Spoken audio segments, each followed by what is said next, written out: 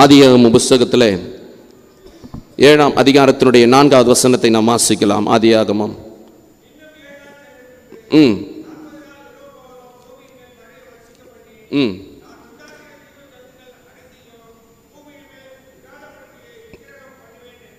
ஆமென், அல்லேலூயா. இந்த இடத்துல சம்பவம் இருக்கிறது. இதுவும் நமக்கு ரொம்ப தெரிஞ்ச சம்பவம் தான். தேவனுக்கு நோவாவை அழைத்து இந்த மாதிரி பூமியை நான் அழிக்க போகிறேன்ப்பா, அவங்களுடைய பாவங்கள் பெருகி போச்சு, 40 நாட்கள் ஜலத்தை கொடுக்க போகிறேன், நீ பேழையை உண்டு பண்ணுன்னு சொன்னார். இந்த 40 நாட்கள் இரவும் பகலும் பூமியின் மீது மழை பெய்தது. பூமியை முழுவதுமாக ஜலம் நிரப்பிற்று. எத்தனை நாட்கள்? 40 நாட்கள் இரவும் பகலும். மழை ஆவியானுடைய அபிஷேகத்திற்கு அடையாளமாய் காணப்படுகிறது. ஆவியானுடைய அபிஷேகம் கர்த்தருக்குள்ளே இருக்கிற பிள்ளைகளுக்கு அது பாதுகாப்பை கொடுக்கும். கர்த்தருக்கு விரோதமாய் செயல்படுகிறவர்களுக்கு அது ஜலமாக மாற்றப்படும். புரியுதுங்களா நான் சொல்றது? ஆவியானுடைய அபிஷேகம் கர்த்தருக்குள்ள இருக்கிறவர்களுக்கு பாதுகாப்பை கொடுக்கும். கர்த்தருக்கு விரோதமாக எழும்புகிறவர்களுக்கு அது ஜலமாக மாறும்.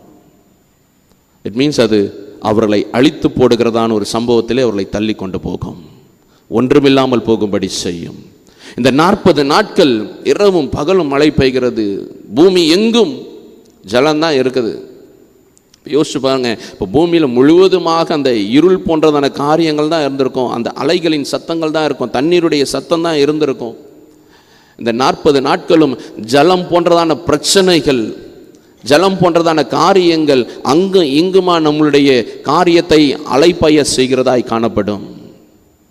எந்த பக்கம் போகிறதுன்னு தெரியாது. தனியாக நான் இருக்கிறேன்ப்பா, தனியாக இருக்கிறேன், எந்த திசையில் போகிறதுன்னு எனக்கு தெரியல, நான் எந்த இடத்துல போய் தங்க போகிறேன்னு எனக்கு தெரியாது, எந்த இடம் எனக்கு நிரந்தரமான இடம் எனக்கு தெரியாது. என்னுடைய வாழ்க்கையானது ஒரு ஜலம் போல அலைந்து கொண்டே இருக்கிறது. தண்ணியானது அலைந்து கொண்டே இருந்ததாம். ஏன்னு சொன்னால் அந்த வசனம் சொல்லுகிறது, நீங்கள் பார்த்தீர்கள் என்று சொன்னால் 12வது வசனத்தை வாசிங்க.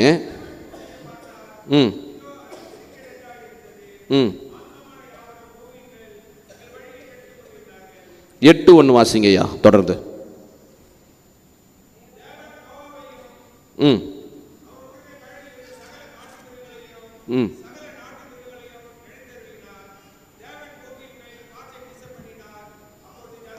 ஆமா, அல்லேலூயா.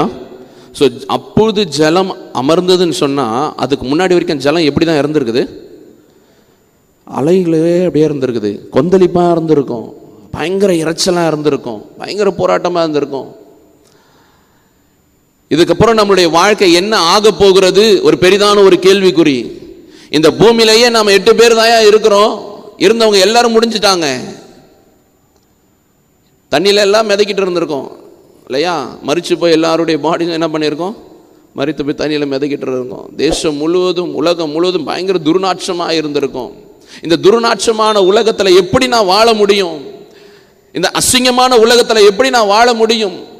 தேசம் முழுவதுமாய் நாற்றம் எடுத்திருக்கிறது, உலகம் முழுவதுமாய் நாற்றம் எடுத்திருக்கிறது. உடைய குடும்பத்தை இனி நீ உன்னால் கட்ட முடியாது. உடைய குடும்பம் நாற்றம் எடுத்ததான குடும்பம். உடைய குடும்பத்தை இனி உன்னால் உயர்வடைய செய்ய முடியாது. உடைய வாழ்க்கை அலைவுபடுகிறதான ஒரு வாழ்க்கை, கொந்தளிக்கிறதான ஒரு வாழ்க்கை. நீ தனியா தான் இருக்கிற என்கிற சூழ்நிலைகளுக்குள்ளாய் அநேக நேரங்கள் நம்ம தள்ளப்படுவது உண்டு. எங்க போகிறதுன்னு தெரியாது, திக்கு தசை தெரியாது, என்ன செய்யறதுன்னு தெரியாது. உள்ளே இருந்த நோக்கம் அடுத்தது என்ன நடக்க போகுது, அடுத்தது என்ன எப்படி நம்முடைய வாழ்க்கையை நம்ம தொடர போகிறோம்.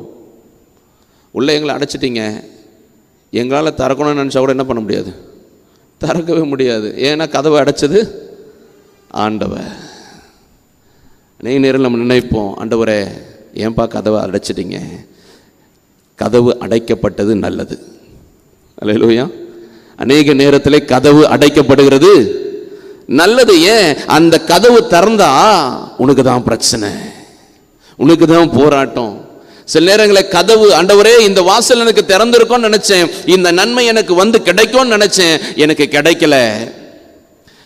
என் பிள்ளைகளுக்கு ஒரு நல்ல இடத்துல ஆசீர்வாதமான காரியங்கள், நன்மையான காரியங்கள் வருதுன்னு நான் நினைக்கிறேன். ஆனா அடைச்சிட்டீங்களப்பா. என் பிள்ளைங்க நல்ல பிசினஸ்ல மேல வருவாங்கன்னு நினைச்சேன், நல்லா போயிட்டு இருந்து திடீர்னு ஒரு அடைக்கப்பட்டதான ஒரு சூழ்நிலை. ஏன் டேடி? அது அடைக்கப்படுகிறது நல்லது. எத்தனை பேர் விசுவாசிக்கிறீங்க? ஆமென். கதவு கர்த்தர் அடைச்சார்னா அது நல்லதுங்க. ஏன்னா அவர் தான் அடைக்கிறவர், அவர் தான் திறக்கிறவர். ஒருவரும் திறக்கக்கூடாதபடிக்கு பூட்டுகிறவரும் அவர் தான், ஒருவரும் பூட்டக்கூடாதபடிக்கு திறக்கிறவரும் அவர் தான். அவரை மீறி எதுவுமே நடக்காது. தேசம் உலகம் முழுவதுமாய் ஜலம் இருந்தது, எதுவுமே செய்ய முடியாது. கதவை திறந்து வெளியே வந்தோம்னா ஜலத்தில் இறங்கி மடிஞ்சு போவோம். நம்முடைய உயிருக்கு எந்த ஒரு உத்தரவாதமும் இல்லை. இன்னைக்கு அநேக நேரங்களில் நாம் அப்படிதான் முடங்கி இருக்கிறோம். ஒரே இடத்துல முடங்கி, திறக்கப்படாம, வாசல் திறக்கப்படாம அப்படியே முடங்கி இருக்கிறோம். ஏன் தெரியுமா? வெளியே ஜலம் இருக்குது, நீ வெளியே வராத. வெளியே பிரச்சனை இருக்குது, வராத. வெளியே போராட்டம் இருக்குது, வராத. நீ கர்த்தருடைய சமூகத்தில் அடங்கி உட்கார்ந்து கொண்டேரு, நீ அமர்ந்து கொண்டேரு. நீங்கள் அமர்ந்திருந்து நானே தேவன் என்பதை அறிந்து கொள்ளுங்கள்.